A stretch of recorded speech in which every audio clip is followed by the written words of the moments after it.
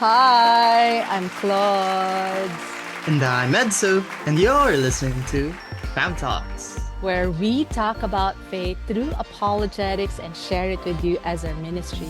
We hope to encourage families to talk about big questions on faith to counter the worldview from a word view. Yes, that's right. And today we're going to be asking a very important question. And that question is, what is a father? If you find this question interesting, don't forget to like, subscribe, and hit that bell so that you would be notified for whenever we upload next. Well, it's a very relevant question as we celebrate Father's Day this coming weekend. And I think it's just amazing because last week we talked about marriage, and now we're going to talk about zooming in to the family and focusing on the father. What is a father? For you, my son, what is a father? For me, I think a father is, as a son, it's someone that I look up to. It's someone that I aspire to be. Right? He is my Mm, role model, and uh, he is someone whom is kind of like my pillar of support as well. He is someone whom I try to base my actions off of. I try to base how I think off of. What would my dad do in these kinds of situations, right? So that is for me, to sum it all up, he is a role model to me. hmm.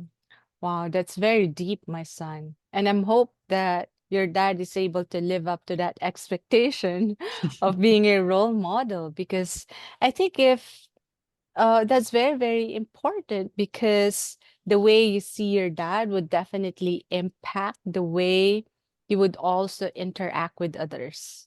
I think the right modeling from the family would impact the way you will also be building relationship with others. Um, for me, like a dad, since I'm also a daughter, I have my own dad, you know. Mm-hmm. A father is someone who would play a very critical role in developing my confidence, developing my whole psyche. In my own context, I would say that my dad played a very important role as a spiritual leader in my life. So I've seen my dad at an early age having small groups. Back then, it was called Bible study group, cell group, you know. So Mm-hmm. my dad would invite his cell groups to come over and discuss Bible study. So I grew up with the thought that dads are spiritual leaders in a way that they would be guiding the whole family.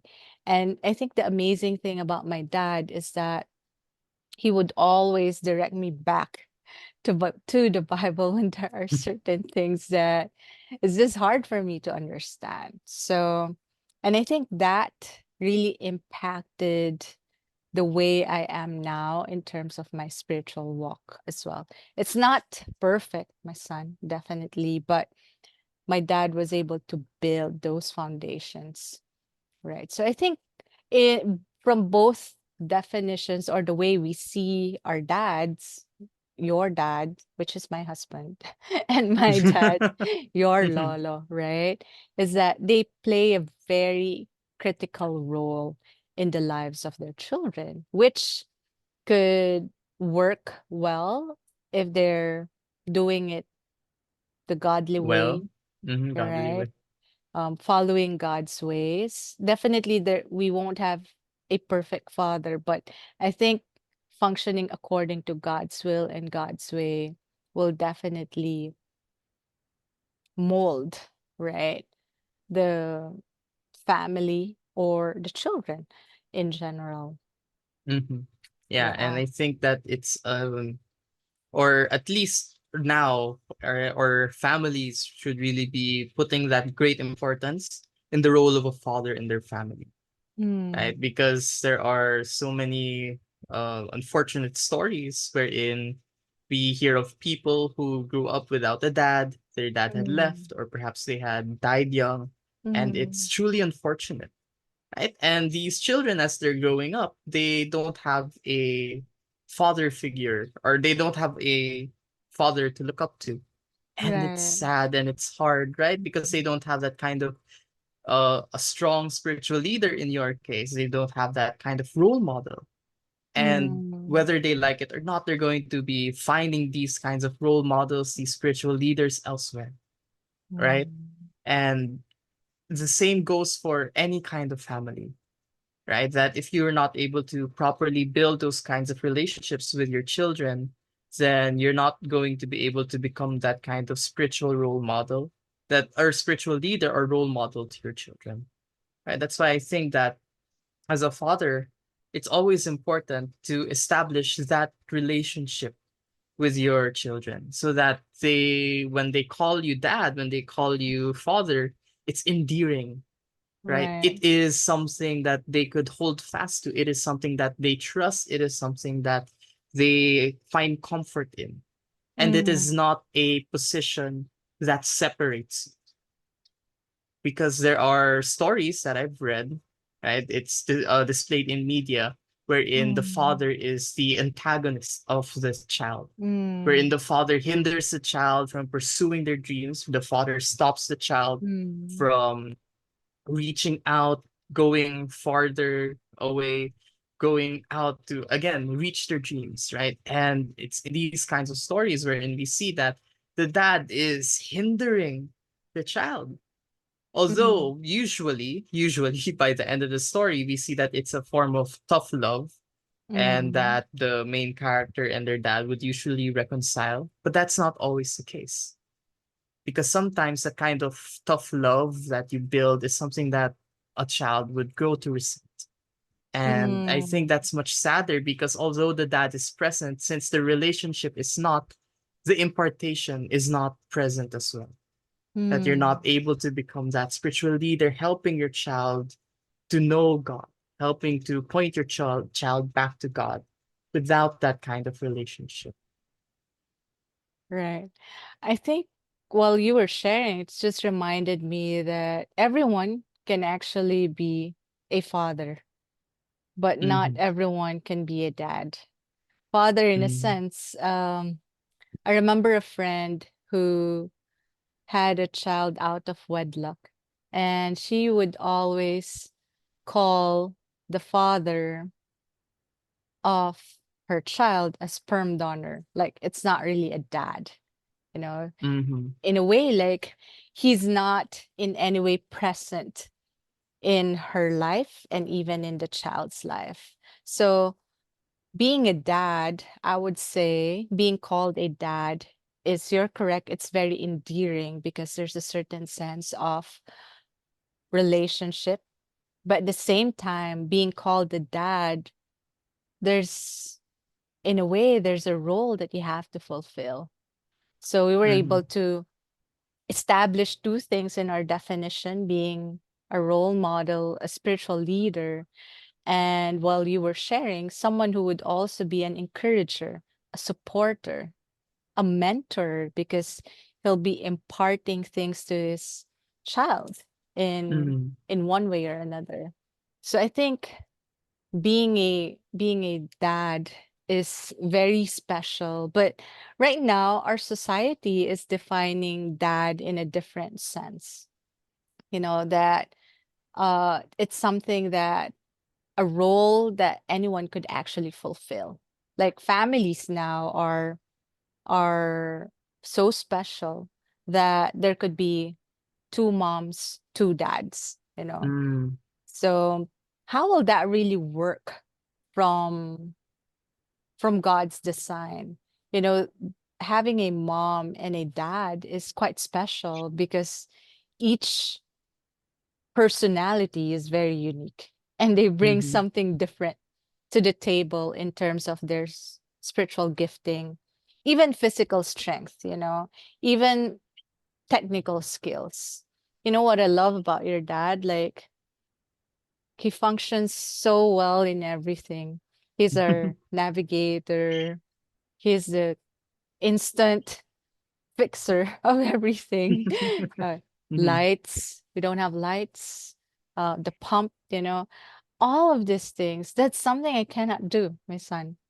Mm-hmm. changing all of these things. That's why when you said that your dad is a role model, like it gives me a certain peace that in the future you will be leading your family in that way. You won't have the solution for everything, but um your dad modeled that well in terms of finding solutions, fixing things at home, fixing so many little or big things in the family, that's the stability that I think dads can provide, that may be quite challenging in that unique setup wherein there are two moms or two dads. I don't know if I'm Mm-hmm. making sense there. Yeah, yeah. And I think that you bring up a very good point, right? That each parent, the mom and the dad, has their role to play, right? That even though there is going to be a household with two moms or two dads, right? I think the usual argument there is that they're free to do whatever they want. But Mm. truth is that that's not enough. That Mm. even how they train up their child or how they would be able to interact with that child, it's still going to be different. Because how I interact with you, mom, is very different from how I interact with that.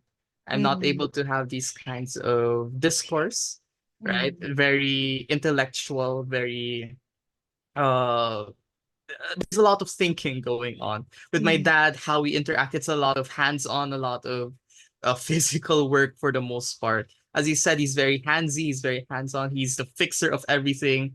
And he would Mm. usually ask for my help to, even in the small things, he would ask for my help to be able to fix around the house. Or I think the main reason why he wants me there is so that I would learn from him, right? As Yeah. my role model, he wants me to learn from him.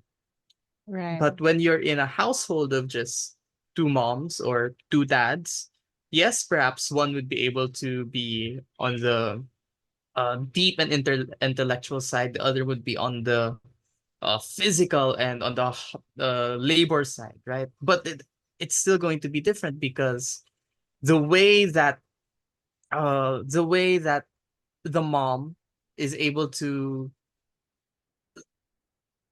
how do I put this? Being able to emotionally connect with your child, it's Mm. still very different from a mom to a daughter, to a dad to a daughter, from a mom to a son, and a dad to a son. It's still going to be very different. And that child needs both a mom and a dad. He needs both those kinds of role models. He Mm. needs to be able to know how a man should treat a woman and how a woman should treat a man. Because if he does not have both of those role models, then he'll find his role models from the world. Mm. And what the world is going to show him or show them, the child, may not entirely or may not always be the best for that child. All right. Right? That's why the way that God had designed marriage, it's for a husband and a wife, and that they would be able to have a child. And as it says in Proverbs 22, verse 6, this was one of the verses plastered in kids' church, right? It says Mm. here that this is a call to the parents that they should train up a child in the way he should go, so that even when he is old, he will not depart from it. Mm. Right? So children, their number one teachers, their number one trainers will always be their parents. Right. And the one in charge of that training should be the fathers, because they are the Mm. ones in charge of the household. They are the ones in charge of the family. So they should be the ones in charge of how this child will train or how this child will be trained up. So that Mm. even when he is older, even when I am 21, I still look up to my dad, right? And even I'm sure as I grow older and older, I'll still be looking up to my dad, that he Mm. has done so much and he's able to do so much that I don't even know how he was able to learn all of these different things, right? Yeah, that's true. And But and see, it's sure, mom, sure. I think it's something that you can ask him, my son, you know. Like Mm-hmm. how was he able to learn all of those things? Because it's something that you're also going to pass or impart to your future children. So I think now that you're learning from him, being able to see him how he does it, but going deep, like, what age did you learn that, Dad? Or how did you learn it? Or how were you able to discover these things? But I think your dad, by nature, it's really his gifting to have Mm-hmm. those skills. I mean, to discover certain things and how it works. And then he'll be able to implement it. He'll be able to do it. So it's something that works amazingly for me and your dad. That's why the beauty of having a father in a family would, I think, would be very, very critical in shaping the next generation.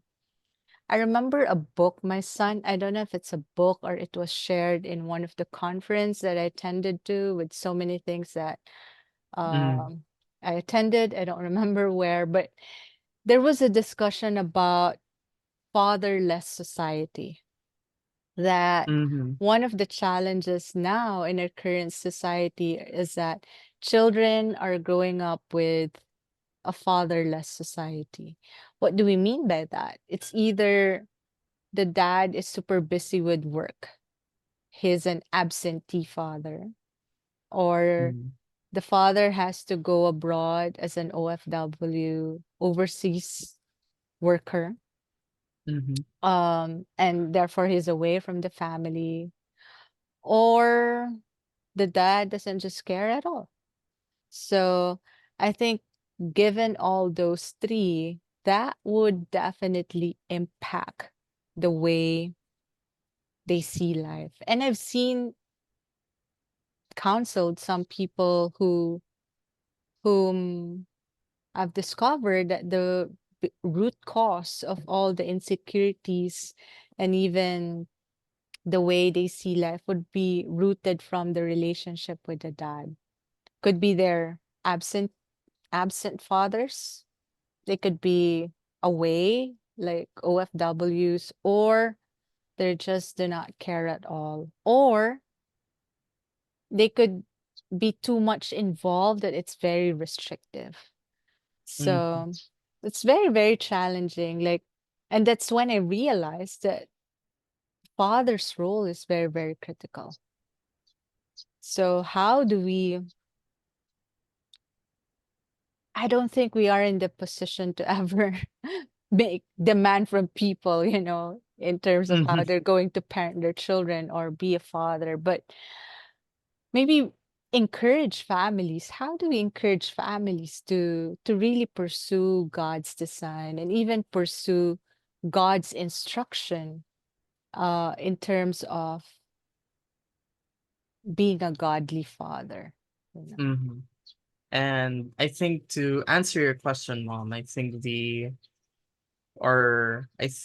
to encourage families or fathers more Mm, specifically, to be able to follow God's design is to remind them of the kind of impact they have on their family, the mm, kind of impact that they are able to bring about to their children, that whether fathers like it or not, your mm, children will look up to you. Your children will see you in the best light as they can.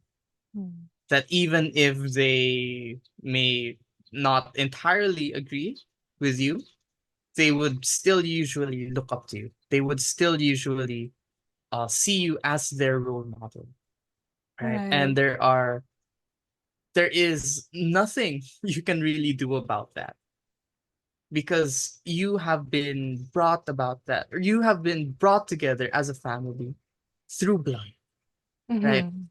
It has been a pact. It has been, or you have been united with your wife, I guess, with the mom of the child, right? You have been united as one, and you bore a child, and your presence greatly impacts the kind of life that child would live.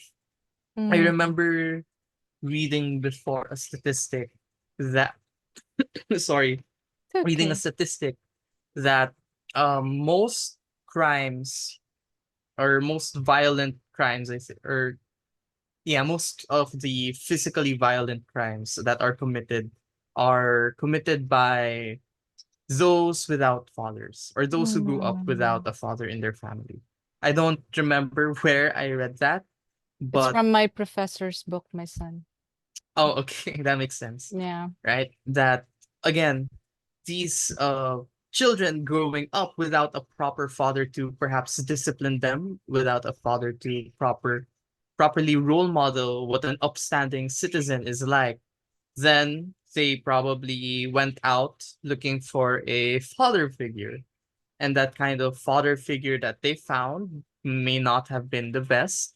Kind of father figure that they have found may not have been the most morally upright. Right. And again, this is the kind of impact that you bring. That even if the mother tries her best, she wouldn't be able to become the same kind of role model as a father is. She is not able to really um to fully discipline a child in the same way as a father can, Mm. right? And it's for me, I find it very sad that not everybody realizes that, Mm. and not everyone realizes the significance that a father has in their family. Because I know that there are well, not really know, but I believe that there are some people who would believe that a family would be better off without them, Mm. right? That a family might be better off without them, without the father. But that's not true. Even if you're not the best dad, there will never be a perfect father Mm. apart from our Father in heaven. That's why you don't need to be perfect, or that's why we don't need to look for a perfect father from our fathers, because we already have one in heaven. That if you need anyone perfect to look up to, then that's God, All right. Well, right? wonderfully said, my son. I think something to add to that is that the presence of the father plays a very, very important role. That's what we were trying to point out. But the thing is, we also have to acknowledge that not all families may have the opportunity to have the presence of the dad. So, on such cases, you're correct that that child might actually look for that kind of fatherly love outside, which, in case that child might be able to find it in another person who, because he doesn't have a very clear definition of what the father is, the presence of that person, the child might think that this is what a father is, but possibly not the best influence. Or worst case, my son, they could actually try to fill the void or the missing piece through vices, drugs, Mm-hmm. or possibly in other things. Might be trying to achieve so much on certain things, but the impact of that for the person might not also be in the best way. Mm-hmm. So, but what we are completely agreeing on is the presence of the father and the involvement of the father in a child's life is very, very important. Mm-hmm. So Yeah. if the Lord gives you the opportunity to be a father, be the best dad that you can be, because the seeds that you will be planting in the hearts of your children will impact the next generation. So just Mm-hmm. thinking about the impact to the next generation, my prayer is that we will be inspired to do the best that we can. And it's a reality that we will not be the best because we're not perfect. But I think in our own imperfections, we can also use that as a learning opportunity for our children to see our vulnerability and for them to see it's actually okay to commit mistakes. Mm-hmm. Sometimes when we try to also paint a picture perfect of ourselves, we're sending a very strong pressure to our children implicitly. So it may not be Mhm. explicit, but because of our drive for this perfection, it sends a very wrong message of being perfect when in fact we can't, you know. Mhm. So I've said too much, but I think overall, maybe we can wrap up, my son. Yeah, definitely. So to answer your question of what is a father, I think Mm, that we touched on points that the father is first and foremost not perfect, but the father mm, is a role model. He is an encourager. He is our spiritual leader. mm, And if and what the most important thing to remember is that our perfect father is our father in heaven. So mm. if we are not fortunate enough to have a father right now, we could always look up to God. We could always look up to our perfect father in heaven. Amen to that. So, with that, happy Father's Day to all the fathers. I hope you enjoy this lovely weekend and celebrate Father's Day. And don't forget to perhaps also send this to a friend, to a father perhaps, that they would be greeted with a happy Father's Day from FamTalks as well. All right.